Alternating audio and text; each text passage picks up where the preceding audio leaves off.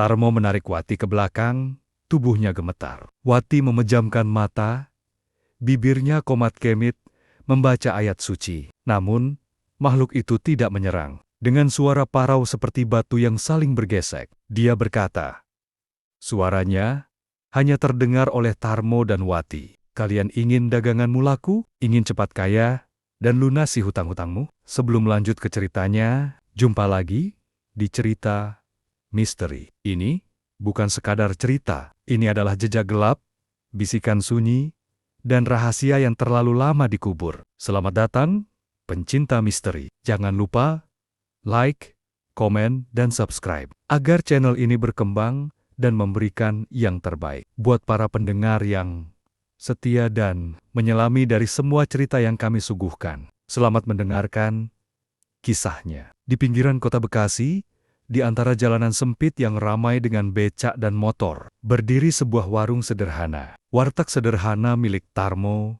dan Wati, pasangan asli Jawa Tengah yang merantau ke Jakarta dengan harapan mengubah nasib. Sudah 5 tahun mereka mengontrak rumah sekaligus warung itu, menjual nasi dan lauk sederhana dengan penghasilan pas-pasan. Malam itu, Jumat Legi, jam sudah menunjukkan pukul 11. Tarmo membersihkan meja terakhir sambil menghela napas. Wati menghitung pendapatan hari itu dengan wajah muram. Masih kurang buat bayar hutang ke Bu RT besok, bisik Wati.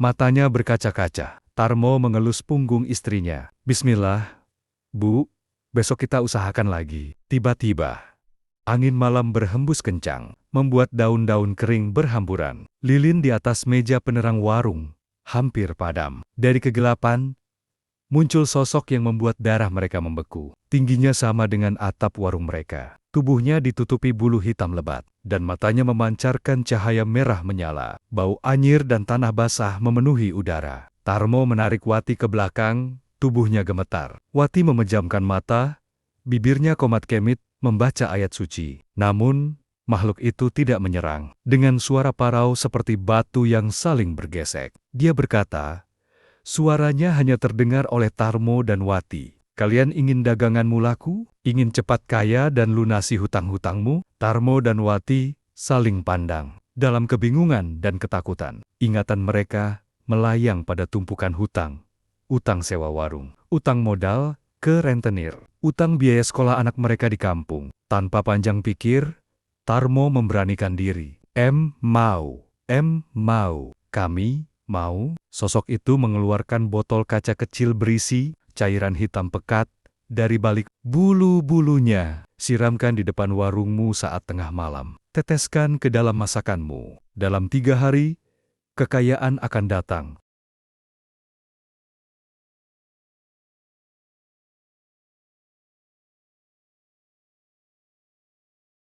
Sebelum Tarmo atau Wati bisa berkata lagi, makhluk itu menghilang begitu saja, meninggalkan bau tanah basah dan botol dingin di tangan Tarmo. Hari pertama setelah penyiraman, keajaiban terjadi. Warteg sederhana ramai tak seperti biasa. Pelanggan berdatangan, bahkan antrean mengular. Semua memuji rasa makanan yang istimewa dan membuat ketagihan. Penghasilan hari itu 10 kali lipat dari biasanya. Hari kedua, warteg mereka menjadi buah bibir. Orang datang dari luar kota. Tarmo dan Wati mulai bisa melunasi sebagian hutang. Hari ketiga, seorang pengusaha datang dengan tawaran membeli resep rahasia mereka dengan harga yang bisa melunasi semua hutang dan membeli rumah sendiri. Tapi malam ketiga itu, mimpi buruk datang. Wati bermimpi melihat sosok mata merah itu duduk di dapur, mengaduk-aduk kuali. Sekarang, bisiknya dalam mimpi Wati, kalian berhutang padaku. 3 tahun telah berlalu sejak malam pertemuan mereka dengan makhluk itu. Kehidupan Tarmo dan Wati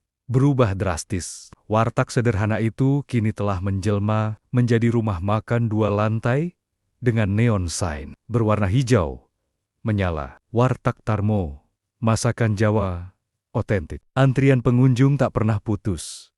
Bahkan sampai harus mengambil nomor antrian. Mereka sudah melunasi semua hutang, membeli rumah sederhana di perumahan dekat warung, dan memboyong kedua anak mereka Sari dan Bowo dari Jawa Tengah untuk tinggal bersama di Bekasi. Hidup tampak sempurna. Setiap bulan purnama, tanpa pernah terlupa, Tarmo menyembelih seekor sapi dan 100 ekor ayam jantan di belakang rumah makannya. Dagingnya dibagikan gratis kepada warga sekitar dan pelanggan setia. Banyak yang memuji kedermawanan keluarga Tarmo. Tak tahu bahwa ini adalah ritual pembayaran utang pada sosok tak kasat mata. Sugeng rawuh, Mas Bowo, seru seorang pelanggan ketika anak sulung mereka, sekarang berusia 17 tahun, membantu melayani. Bowo tersenyum polos. Dia bangga pada orang tuanya. Dari hanya bisa menyekolahkannya sampai SMP di desa, kini dia bisa bersekolah di SMA favorit di Bekasi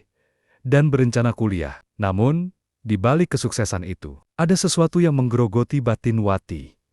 Setiap kali bulan purnama mendekat, matanya kerap menatap kosong ke arah botol hitam kecil yang tersembunyi di bawah lantai dapur. Cairan itu masih tersisa separuh, dan setiap bulan mereka harus meneteskan 1 tetes ke dalam kuali besar sebelum memasak. Mbak, kenapa setiap bulan purnama kita selalu menyembelih sapi dan ayam sebanyak itu? Tanya Sari, yang berusia 15 tahun suatu sore. Katanya sedekah baik. Tapi kok rutin banget? Wati tersentak. Iya, Nak, ini wujud syukur kita pada Yang Maha Kuasa. Dulu kita susah, sekarang berkah berlimpah. Tarmo, yang mendengar percakapan itu, menghela napas. Dia sendiri mulai merasa aneh. Meski permintaan genderuwo itu tidak sulit secara materi, mereka bisa dengan mudah membeli sapi dan ayam ada. Sesuatu yang semakin mengganjal. Pada bulan purnama ke-36, sesuatu yang berbeda terjadi. Ketika Tarmo menyelesaikan penyembelihan terakhir, di antara kumpulan ayam yang berkokok riuh, dia melihat seekor ayam jantan berwarna hitam legam dengan mata yang terlalu tajam untuk seekor ayam. Ayam itu menatapnya, dan untuk sesaat, Tarmo melihat kilatan merah di matanya. Malam itu, dalam mimpinya, sosok itu kembali. Tapi kali ini, tidak sendirian. Di belakangnya, berdiri banggen-beangan samar yang jumlahnya puluhan. 3 tahun, suara genderuwo itu bergema. Dalam mimpi Tarmo, kau telah menepati janji. Tapi ingat, setiap jiwa yang kau beri makan dengan masakanmu, terikat padaku juga. Mereka mengidam, mereka rindu, mereka butuh, dan rasa butuh itu mengenyangkan. Tarmo terbangun dengan jantung berdebar. Dia menuju dapur rumah makan, di mana beberapa karyawan sudah mulai menyiapkan bahan untuk hari itu. Di sana, dia melihat sesuatu yang membuat darahnya membeku. Setiap karyawan saat mengaduk bumbu, bayangan mereka di dinding bergerak sendiri, dengan kepala menengok ke arah yang tidak sama dengan tubuh aslinya. Bo'o, yang bangun lebih awal untuk belajar, melihat ayahnya pucat pasi. Ayah, kenapa tidak enak badan? Tarmo memandangi anaknya, dan untuk pertama kalinya, terpikir olehnya, apakah kesuksesan ini akan menuntut harga yang lebih besar di kemudian hari? Apakah anak-anaknya akan aman? Dari jendela, dia melihat antrian sudah mulai terbentuk di depan rumah makan. Meski matahari belum terbit, wajah-wajah pelanggan setia mereka tampak haus, mengidam, seperti menunggu sesuatu yang lebih dari sekadar makanan. Dan di ujung antrian, berdiri seorang lelaki tua yang tidak pernah dia lihat sebelumnya. Dengan senyum tipis dan mata yang terlalu tajam, mengamati bangunan megah. Warteg Tarmo, botol hitam di bawah lantai dapur, tiba-tiba bergetar sendiri. Getaran halus dari botol hitam itu terasa seperti detak jantung kedua bagi Tarmo. Dia membeku, mendengar suara gemerisik dari bawah lantai. Suara itu seperti kakar-kakar kecil menggaruk kayu, berusaha keluar. Ayah, Bowo mendekat, wajahnya penuh kekhawatiran. Tarmo cepat-cepat menutupi ekspresinya. Ayah baik-baik saja, Nak. Cuma kurang tidur, kamu belajar aja dulu. Setelah Bowo pergi, Tarmo berlutut di lantai dapur. Dengan gemetar, dia membuka papan lantai yang bisa dilepas. Di sana, botol kaca berisi cairan hitam pekat itu bergoyang-goyang sendiri, seolah berisi sesuatu yang hidup. Cairan di dalamnya kini hanya tersisa sepertiga. Tenang, bisik Tarmo tanpa sadar. seperti membujuk anak kecil. Bulan purnama baru saja lewat. Engkau sudah dapat persembahan. Botol itu berhenti bergoyang, tapi dari dalam cairan hitam terbentuk sebuah pola, seperti wajah dengan mata merah menyala, sebelum menghilang kembali.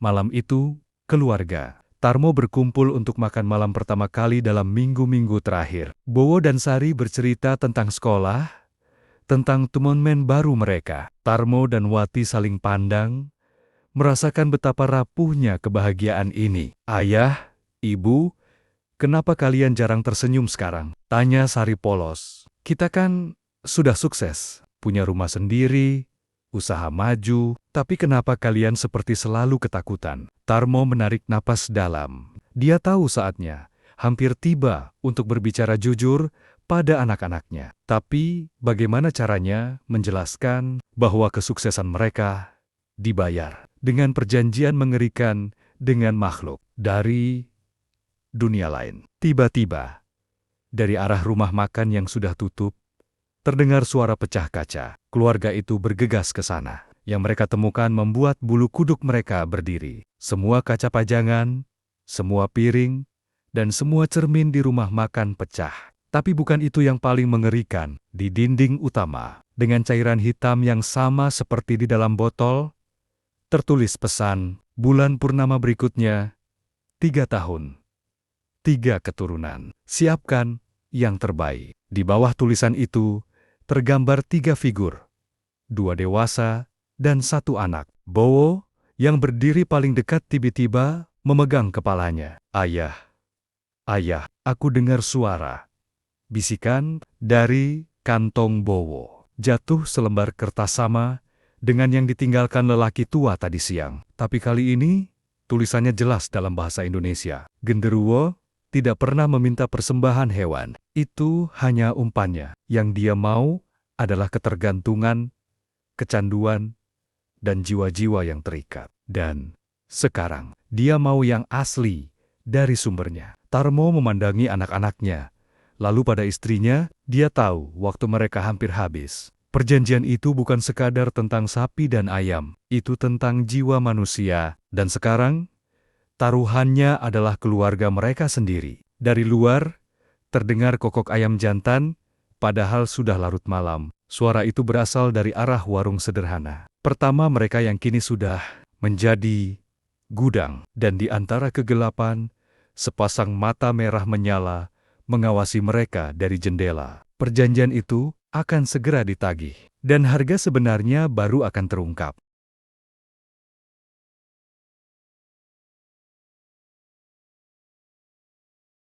Fajar di Bekasi biasanya diiringi oleh suara azan, kokok ayam, dan deru motor awal hari. Tapi pagi itu, di rumah keluarga Tarmo, Hanya ada keheningan yang mematikan. Wati terbangun pertama kali. Insting keibuan membuatnya langsung menuju kamar anak-anak. Sesuatu terasa salah udara, terasa berat. Dingin yang tidak wajar, meski cuaca sedang panas-panasnya. Kamar Bowo terbuka sedikit. Wati mendorongnya perlahan. "Bowo, sudah waktunya." Panggilnya lembut, tapi Bowo tidak bergerak. Dia terbaring telentang di tempat tidurnya. Wajahnya tampak tenang seolah sedang tidur nyenyak, tapi ada yang tidak biasa. Kulitnya pucat sekali, dan di lantai sebelah tempat tidurnya, botol hitam yang seharusnya tersembunyi di bawah. Lantai dapur rumah makan terbaring kosong. "Bowo," Wati mendekat. Tangannya gemetar menyentuh pipi anaknya. Dingin, kaku. Teriakan Wati membelah pagi yang sunyi itu. Tarmo tidak bisa mengingat dengan jelas apa yang terjadi selanjutnya. Semuanya seperti kabut. Ada tetangga yang berdatangan, suara sirene polisi, tangisan Sari yang histeris, dan dirinya sendiri yang terduduk di lantai. Tidak mampu memproses kenyataan. Dokter yang datang hanya bisa menggeleng. Tidak ada tanda-tanda kekerasan. Tidak ada racun yang terdeteksi. Sepertinya serangan jantung, tapi pada usia 17 tahun, sangat tidak biasa. Tapi Tarmo dan Wati tahu, ini bukan penyakit biasa. Ini pembayaran utang. Di tengah kekacauan itu, Tarmo melihat sesuatu yang membuat darahnya membeku. Di antara kerumunan tetangga yang berkumpul di depan rumah mereka, berdiri lelaki tua misterius itu. Dan kali ini, di sebelahnya, bayangan tinggi dengan mata merah menyala hanya terlihat oleh Tarmo sedang mengawasi pemandangan dengan kepuasan yang mengerikan. Sebelum Tarmo bisa bereaksi, sosok-sosok itu menghilang. Malam setelah kematian Bowo, rumah duka dipenuhi pelayat. Banyak pelanggan setia warteg Tarmo datang menyampaikan bela sungkawa. Tapi ada sesuatu yang aneh dalam cara mereka memandangi keluarga yang berduka, seolah ada rasa lapar di mata mereka, bukan empati. "Saya sangat sedih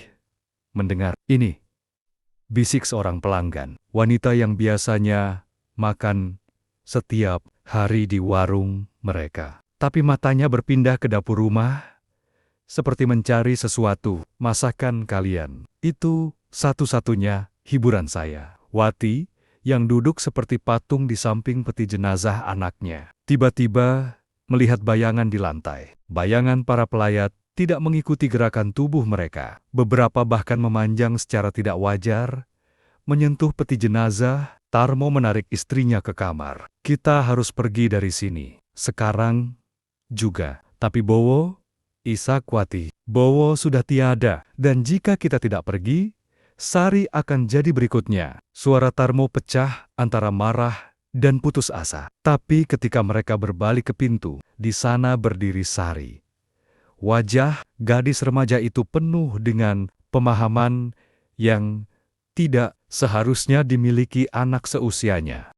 "Ayah, Ibu, Bowo bicara padaku dalam mimpi tadi," ucap Sari dengan suara datar. "Dia bilang dia tidak mati. Dia dipinjam. Dan makhluk itu bilang, kita masih punya utang. 2 tahun lagi." Tarmo jatuh terduduk. Perjanjian itu, satu keturunan untuk setiap tahun kemakmuran. Mereka sudah makmur 3 tahun. Bowo adalah yang pertama. Sari masih tersisa. Dan mungkin mereka sendiri. "Kita putuskan hubungannya," gumam Tarmo dengan tekad. "Kita hancurkan warungnya. Kita hentikan semuanya." Tapi tepat saat dia mengatakan itu, dari arah rumah makan mereka yang tutup hari itu, terdengar suara ribut. Tarmo bergegas ke sana, diikuti Wati dan Sari. Pemandangan yang menunggu membuat mereka tidak bisa berkata-kata. Rumah makan warteg Tarmo masih ramai. Lampu-lampu menyala, suara orang makan dan berbincang terdengar jelas. Tapi melalui jendela,